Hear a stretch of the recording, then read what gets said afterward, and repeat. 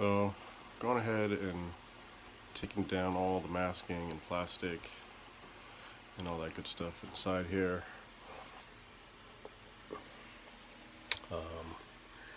Today I've got some hardware and a water tank and wiring and this and that to place back inside here.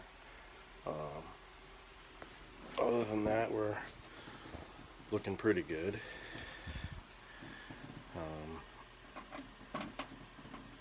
I should probably be here about 2 hours or so, I imagine.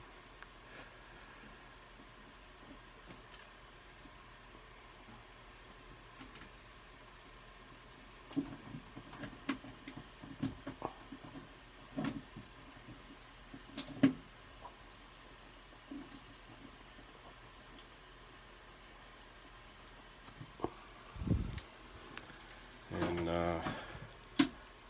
after that, I've got to go to New London. Got a good sized deck job going on over there that I need to attend to today. So I'm here early, about 6:30, trying to get done by 9. Be over at the other spot by 9.